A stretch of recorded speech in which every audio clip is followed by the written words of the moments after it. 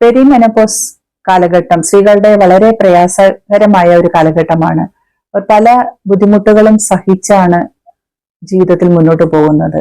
ഹോർമോണുകളുടെ മാറ്റങ്ങൾ കാരണം ശരീരത്തിലും മനസ്സിലും പല മാറ്റങ്ങളും സംഭവിക്കുന്നു. ഉറക്കമില്ലായ്മ, വേദനകൾ, ചൂട്, ശരീരത്തിന്റെ ഒരു പ്രത്യേക ചൂട്, അങ്ങനെയൊക്കെ കാരണം വളരെ പ്രയാസകരമായ അവസ്ഥയിലൂടെയാണ് അവർ മുന്നോട്ട് പോകുന്നത്.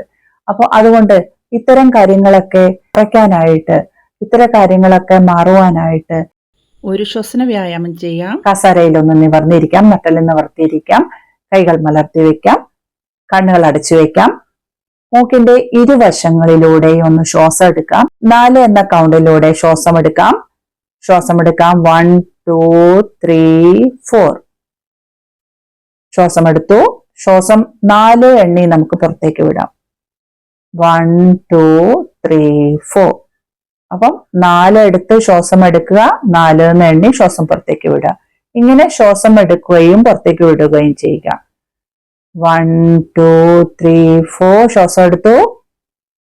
1, 2, 3, 4. ശ്വാസം പുറത്തേക്ക് വിട്ടു. ഇത് ശീലിക്കുക. ഇങ്ങനെ ശ്വാസം എണ്ണി എടുക്കുക.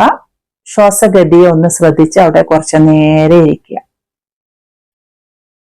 മനസ്സിന് ശക്തി കൊടുക്കാനായിട്ട് കുറച്ച് കാര്യങ്ങൾ നമുക്കിവിടെ പറയാം. നമ്മുടെ ഉള്ളിൽ എൻ്റെ മനസ്സ് ശക്തമാണ്, ഇതും കടന്ന് ഞാൻ മുന്നോട്ട് പോകും. എൻ്റെ ജീവിതം വിജയത്തിൽ എത്തിക്കാനുള്ള എല്ലാ കാര്യങ്ങളും ഞാൻ ചെയ്യുന്നതാണ്. ഞാൻ ശക്തയാണ്, ഞാൻ ആരോഗ്യവതിയാണ്. ഏത് സാഹചര്യത്തെയും അതിജീവിക്കാനുള്ള ശക്തി എന്നിലുണ്ട്. ഇത്തരം നല്ല കാര്യങ്ങൾ നമ്മുടെ ഉള്ളിൽ പറയുക. കണ്ണടച്ച് അങ്ങനെ ഇരിക്കുക. അതിനുശേഷം ഒന്ന് പ്രാർത്ഥിക്കുക. നമുക്ക് ഇഷ്ടപ്രകാരം അവരവരുടെ മതാചാര പ്രകാരമുള്ള പ്രാർത്ഥന പ്രാർത്ഥിക്കാം. പ്രാർത്ഥന എപ്പോഴും മനസ്സിനെ ശാന്തമാക്കാൻ നല്ലതാണ്. പ്രാർത്ഥിച്ചതിന് ശേഷം കൈകളൊന്ന് കൂട്ടിച്ചൂടാക്കി കണ്ണിലും കയ്യിലും കാലിലൊക്കെ ഒന്ന് സ്പ്രെഡ് ചെയ്യുക, പരത്തുക. സാവധാനം ഒരു പുഞ്ചിരിയോടെ കണ്ണുകൾ തുറക്കുക. ഇത് നിങ്ങൾ ശീലമാക്കുക. പെരിമെനോപോസ് മൂലമുള്ള പല പ്രശ്നങ്ങൾക്കും ഒരു പരിഹാരമാണ് ഇത് ചെയ്താല്. അപ്പൊ 2 നേരം ചെയ്യാം, പറ്റാത്തവർക്ക് 1 നേരം ചെയ്യാം.